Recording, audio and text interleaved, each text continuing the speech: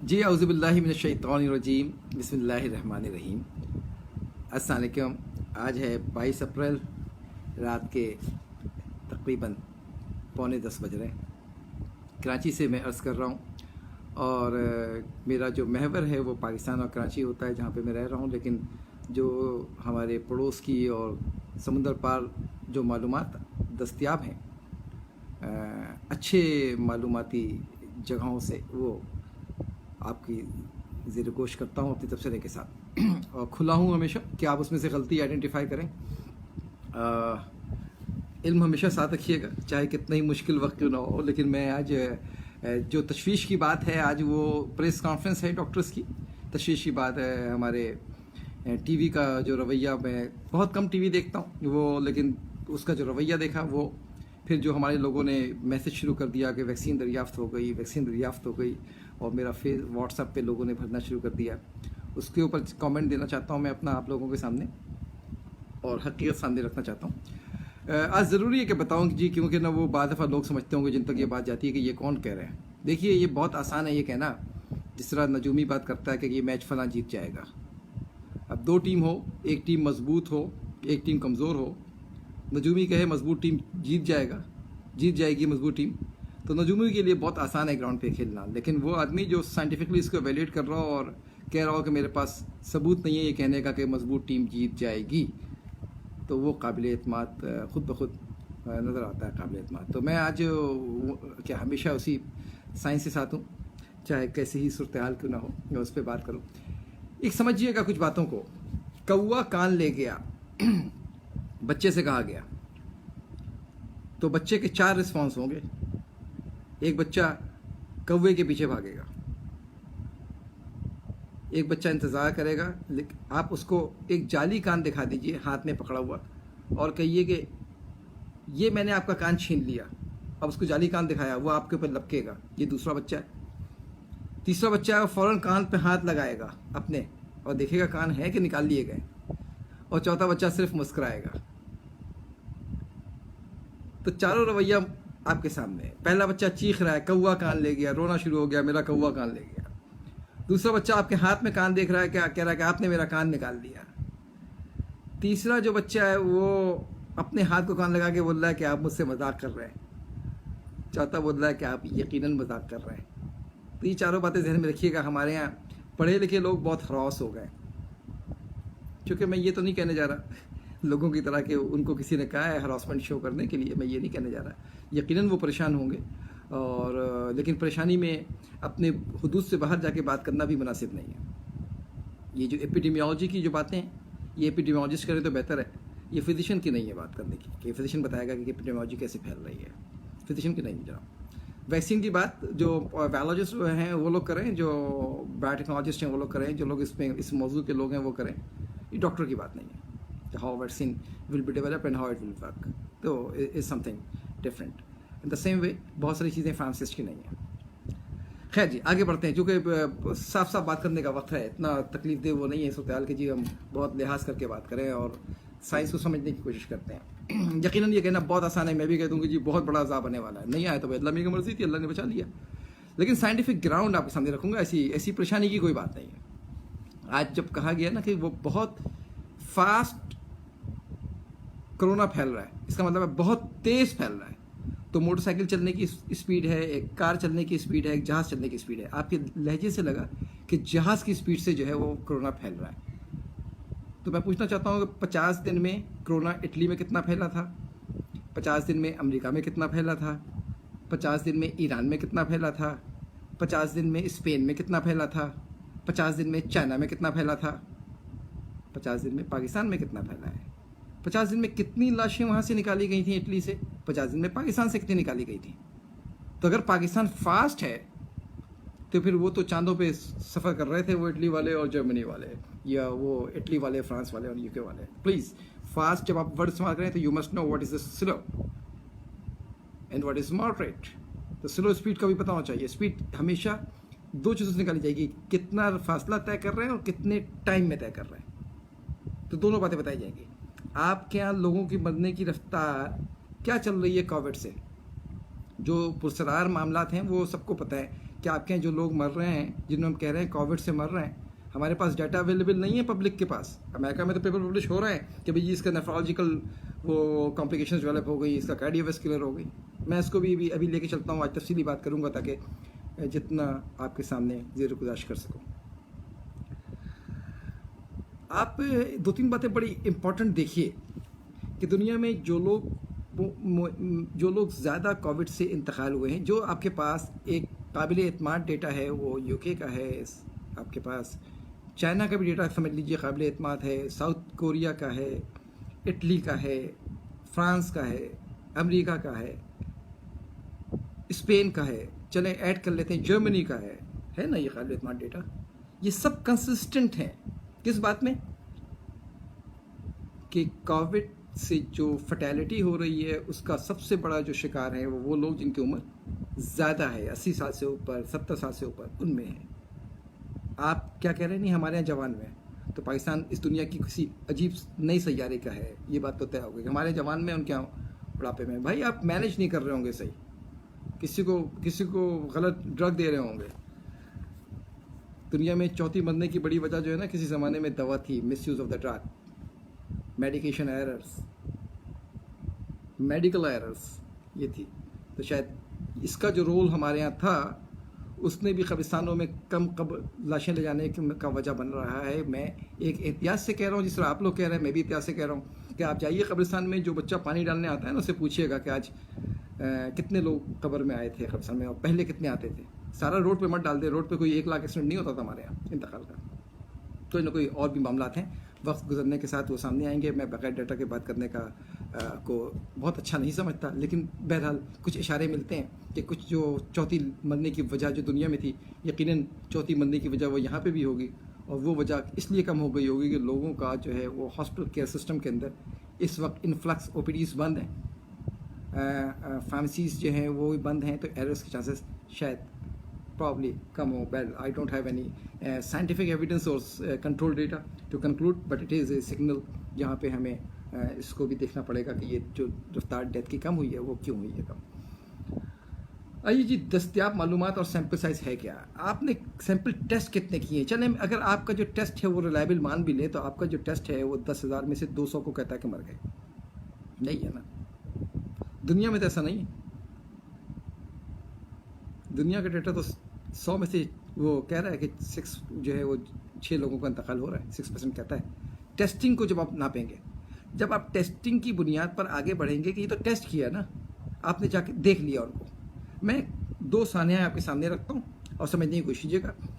एक साहब की मैं बात बता रहा हूँ, वो मेरे बहुत अच्छे दोस्त हैं, इसी पेशे से वाबस्ता हैं, बहुत बड़े अस्पताल में वो भी नौकरी करते हैं।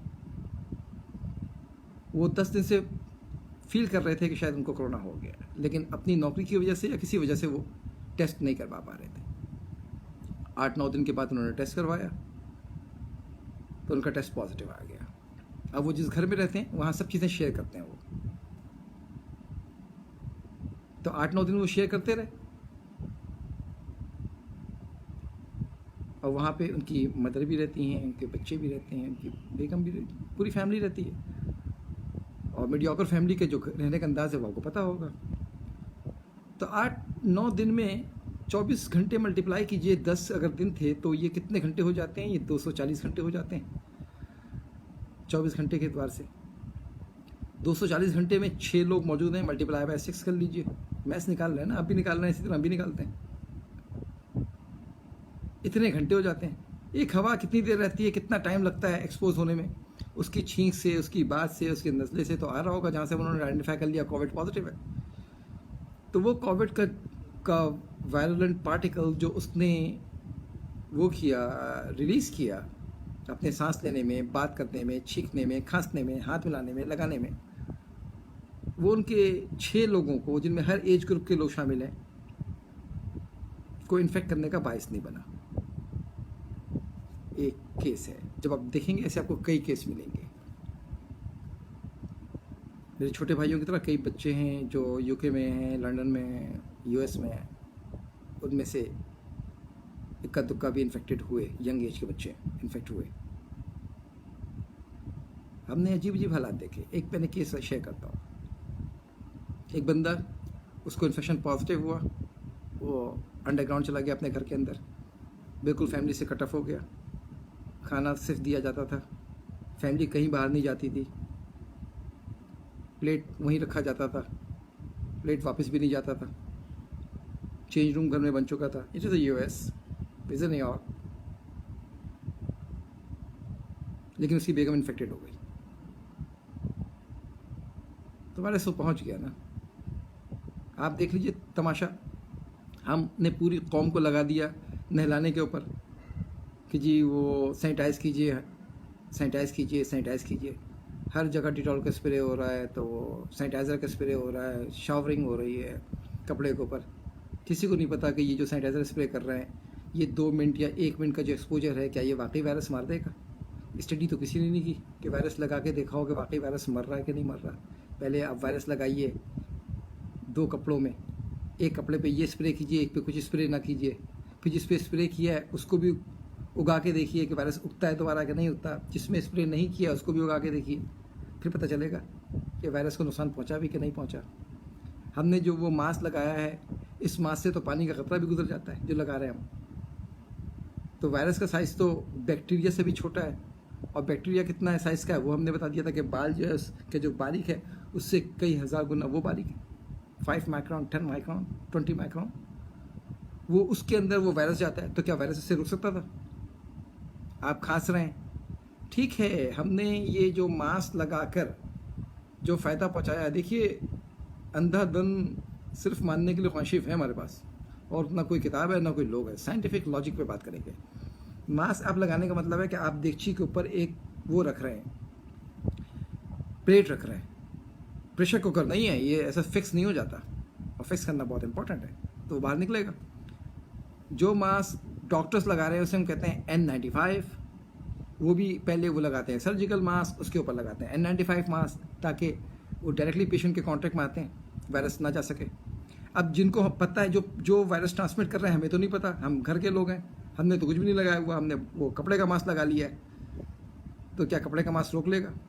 जिस हवा से हम गुजर रहे हैं, आप देख लें टीवी के ऊपर, बड़े फोरम के मुतालिक देखें कि 4 बड़े पाकिस्तान के अहम लोग बैठे हुए हैं। मतलब हमारा जो मालूमात पहुंचाने का और उसका जो इफेक्टिविटी है वो आपको देखने की है कि जी, मैं उसका नाम नहीं ले सकता क्योंकि वो उससे मामला ख़राब होंगे। पाकिस्तान के सबसे बड़े फोरम पे 4 लोग बैठे हुए हैं, 2 मास्क लगा कर आए, एक बगैर मास्क के आए, और एक ने मास्क उतार के टेबल पे रख दिया है। इससे बड़ा फोरम है नहीं पाकिस्तान में। कोई दिन में मास्क लगा के घूम रहे हैं, कोई रात में बगैर मास्क के घूम रहे हैं, कोई अवाम के साथ करीब होकर खड़े हैं, कोई दूर होकर खड़े हैं। तमाशा है। ये मैसेज जो है ना, ये कंफ्यूज मैसेज है।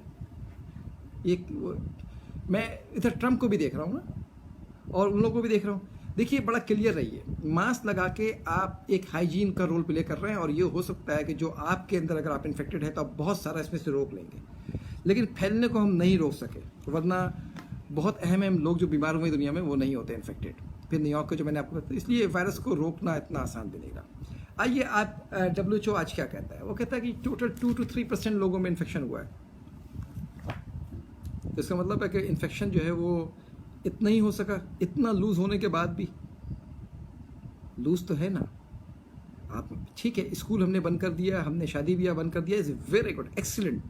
हमने अपना वो बंद कर दिया, क्या कहते हैं, जो स्टोर्स थे जहाँ पे लोगों के मिलने के चांसेस बहुत थे, हमने क्लोज इन्वायरमेंट में रहना कम कर दिया। लेकिन मिल तो रहे ना, चीज़ें तो मैच कर रही हैं। हमने तमाशा जितना स्प्रे किया था वो तमाशा है ना, इससे तो वायरस नहीं गया ना, मरा। हवा तो हमने स्प्रे नहीं कर सकते हवा के ऊपर, हवा में तो है ना वायरस। आप देखिए ना, बड़ी आसान सी मैं बात करूँ,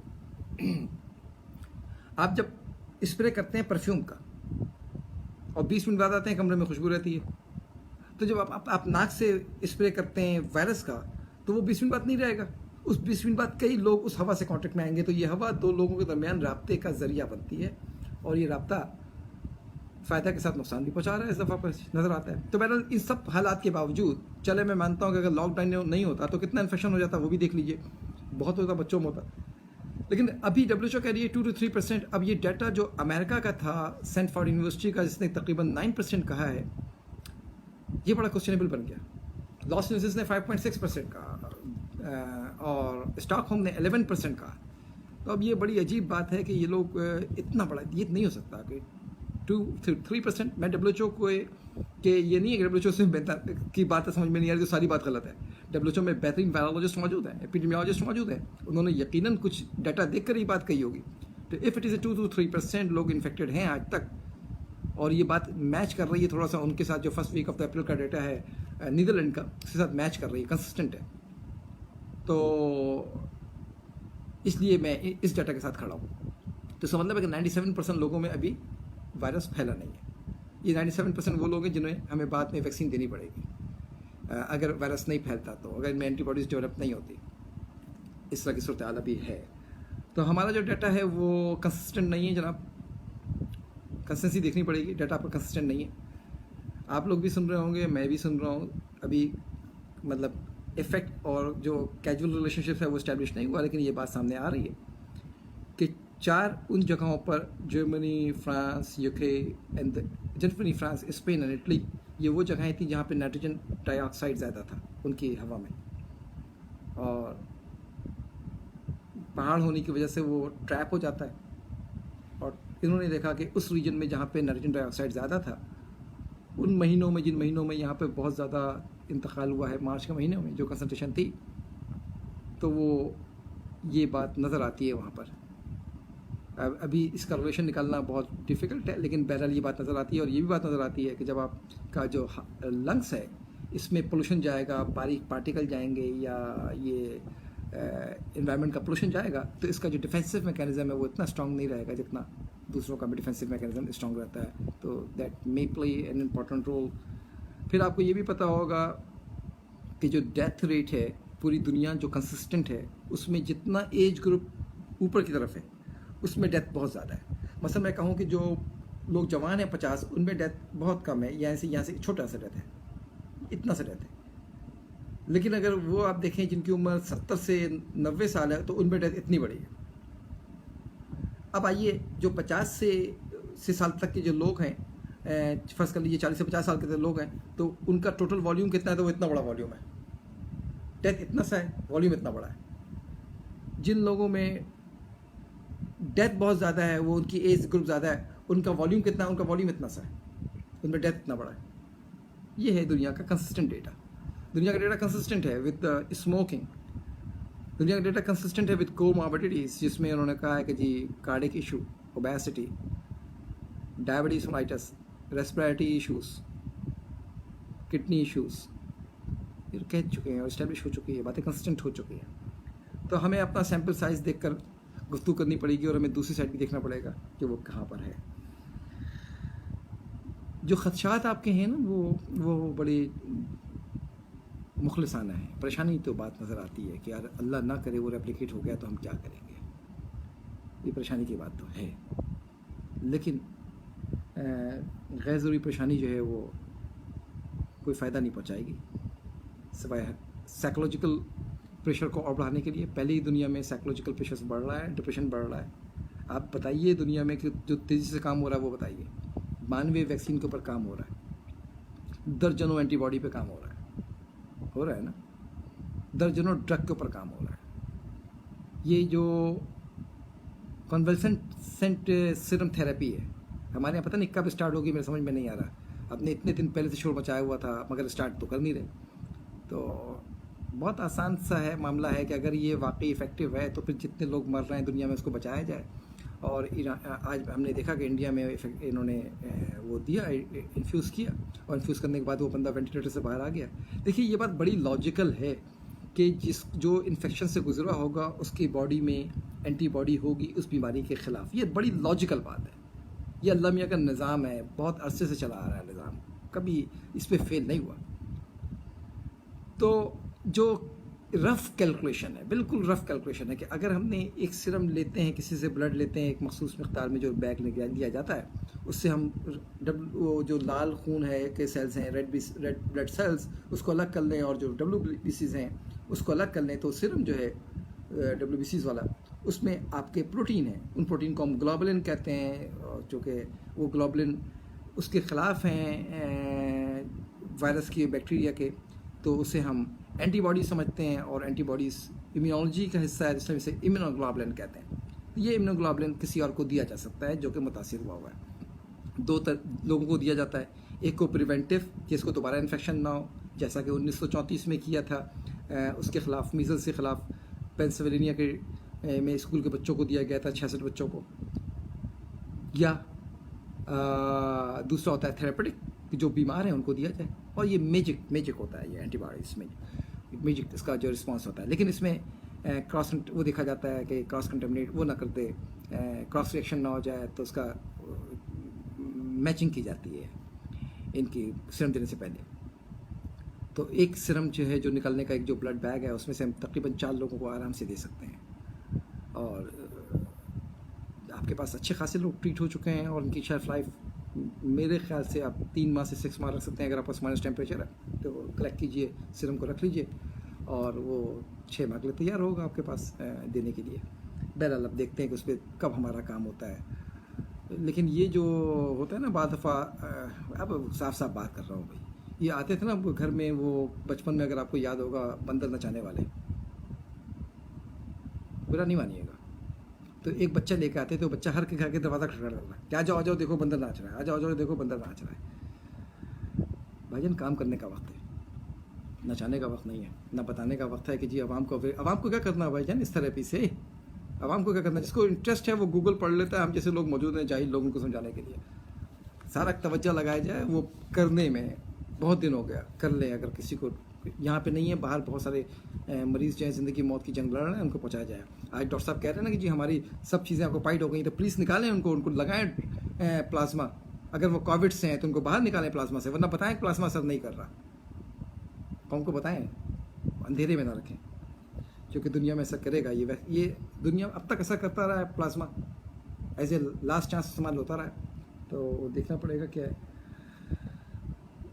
शफाफियत की बड़ी किल्लत है, हम शफाफ नहीं हैं।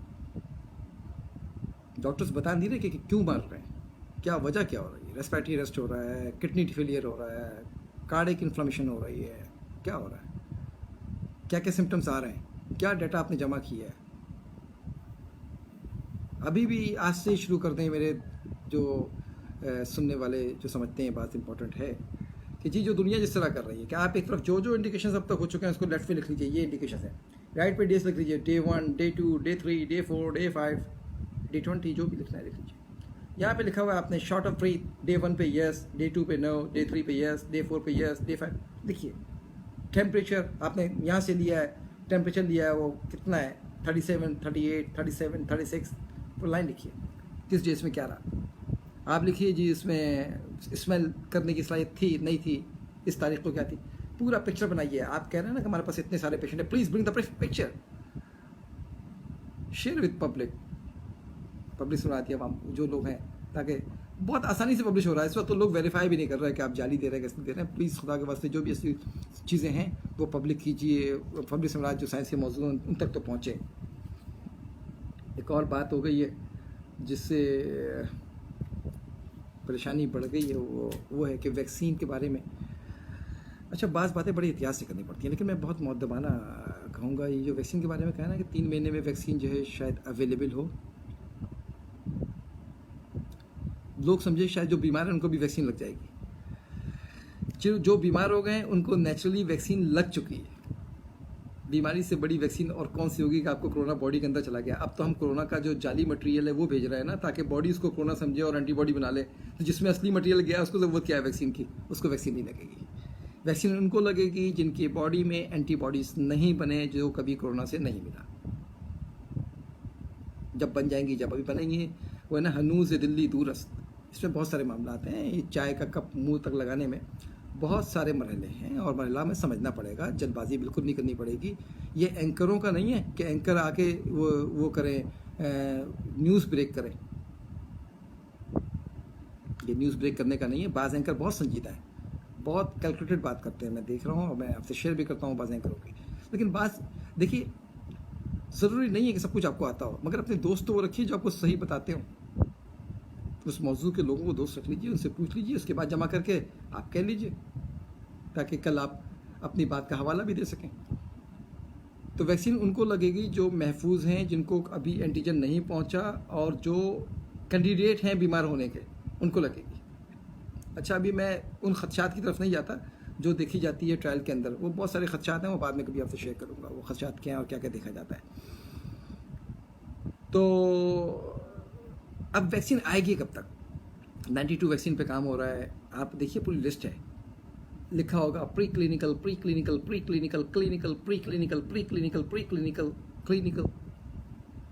तो क्लिनिकल स्टडी में आने से पहले, यानी कि ह्यूमन में ट्रायल करने से पहले, बहुत सारा हमें प्री क्लिनिकल यानी जानवरों का डेटा, जानवरों से पहले लेबॉर्ट्री का डेटा हमें चाहिए होता है, ताकि हम ये यकीन कर सकें, हमारे पास उम्मीद इतनी हो कि हम बता सकें कि ये ह्यूमन बॉडी का जो इम्यूनोलॉजिकल सिस्टम है, इसमें सेफ्टी के अलावा जो 5-6 ऑर्गन है ना सेफ्टी के, उसके अलावा जो हमें इंपॉर्टेंट बात देखनी होती है वो बॉडी का इम्यूनोलॉजिकल सिस्टम का रिस्पांस देखना होता है। ऐसा तो नहीं है क्योंकि बॉडी में एक डिफेंसिव मैकेनिज्म अल्लाह ने बना के रखा हुआ है, उसको कोई नुकसान पहुंचा दे, वो ज़्यादा काम करना शुरू कर दे। ज़्यादा काम करना शुरू करेगा तो आपके अपने बॉडी के जो ऑर्गन्स हैं उसको डैमेज करना शुरू कर देगा। कम काम करना शुरू करेगा तो आपको बीमार करना शुरू कर देगा, आम बीमारियों से भी। और वैक्सीन के ख़िलाफ़ कोई एक्शन करेगा तो फिर वो उसमें एलर्जिक रिएक्शन हो सकता है, एनाफिलैक्टिक शॉक हो सकता है उसमें। तो ये सारी बातें देखने के लिए पहले छोटा ग्रुप लिया जाता है, एकदम सब पे नहीं डाल दिया जाता, क्योंकि ये समुद्र में आप पानी डाल रहे हैं, आप ये पानी नहीं निकाल सकते। Vaccine is a complex molecule. पूरी दवा में सबसे ज़्यादा ख़तरे वाली चीज़ जो डेवलपमेंट पे होती है वो वैक्सीन है। और वैक्सीन में भी किस्में हैं, चलो मैं वैक्सीन की किस्मों में नहीं पड़ता, मगर वैक्सीन है। वैक्सीन के बाद दूसरी चीज़ें आती हैं। टैबलेट इतना आसान मुश्किल नहीं है कि वैक्सीन इस तरह है कि समुद्र में आपने कतरा डाल दिया, अब ये वापस नहीं आ सकता। मट्टी में तो पत्थर डालेंगे ना तो उठा लेंगे, समुद्र में कतरा डाल के आप अलग नहीं कर सकते। तो वैक्सीन ये है। तो इसलिए बहुत कुछ देखना पड़ता है, प्री क्लिनिकल डेटा को बहुत पढ़ना पड़ता है और बहुत एक्सपर्टीज़ चाहिए होती है जब हम अप्रूव कर रहे होते हैं क्लिनिकल ट्रायल के लिए। इसके लिए तो भरपूर स्टडी चाहिए होती है। वैक्सीन में टाइम लगेगा। फेज़ 1 ट्रायल होगा, जब हम ये इंश्योर हो जाएंगे इम्यूनोजेनिसिटी नहीं है, फिर हम फेज़ 2 ट्रायल करेंगे। उसमें सेफ्टी के साथ साथ उसकी हम ये भी देखेंगे कितना डोज देना है, कितना एंटीबॉडी का टाइटर होना है, ये सब हम देखेंगे। उसके बाद फिर फेज़ 3 ट्रायल में आते हैं, जहाँ बहुत सारे लोगों को दिया जाता है, फिर रिस्पॉन्स आ जाए। फिर देखिए कभी भी चीज़ें सेफ़ नहीं होंगी, कुछ ना कुछ ख़तरात होंगे। फिर जो ख़तरात, साइड इफ़ेक्ट और जो खदशात हैं, खदशात, सवालात, इन सब के दरमियान एक साइंटिफिक बुनियादों पर इसको जांचा जाएगा, परखा जाएगा, फिर जाके फ़ैसला किया जाएगा कि ये किस शराइत के साथ, किस ख़बरदार पैगामात के साथ इसको मंजूर किया जाए ताकि आम आदमी में लग सके। तो इसमें टाइम लगेगा। मुझसे बहुत से लोग बहुत सारा सवाल कर रहे होते हैं। मैंने कोशिश की है आपके बहुत सारे सवाल का इसमें जवाब रखने के लिए, क्योंकि आज का मौजू ये बन गया था। जो डिज़ीज़ का पैटर्न है, जो फैलने का पैटर्न आप बता रहे हैं, आप टेस्टिंग बढ़ाया है आपने, जो कि अभी भी दुनिया के मुताबिक नहीं रखता, और उसकी वजह से जो है आपने हरास कर दिया है लोगों को टीवी पर आकर। घर में बैठने से अगर ये इन्फेक्शन फैल रहा होता, अगर ये इसकी वजह होती, तो उस जो मैंने पहला किस्सा सुनाया अपने कलीग का जो आईसीयू में जॉब करते हैं और उनके घर में 6 लोग रहते हैं, वहाँ इन्फेक्शन नहीं फैला। तो हमें लॉकडाउन को बहुत स्मार्टली समझना भी पड़ेगा, हर स्टडीज़ को जोड़ना पड़ेगा मुख्तलिफ स्टडी के साथ। हमें समझना पड़ेगा कि इन सब सूरत हाल के बाद, अमेरिका में इस तरह का सूरत हाल नहीं है, वहाँ आप जा सकते हैं बाज़ार मार्केट लेने के लिए, वहाँ इस तरह कर्फ्यू नहीं लगा हुआ, किसी को डंडा नहीं मारा जा रहा वहाँ पर। भाई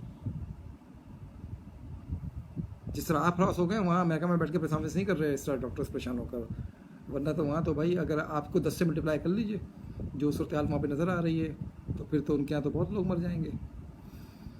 खैर जी, अल्लाह ताला मेरा, आपका, हम सब का हामी और नासिर हो। सवालात का इंतज़ार करूँगा। बहुत शुक्रिया।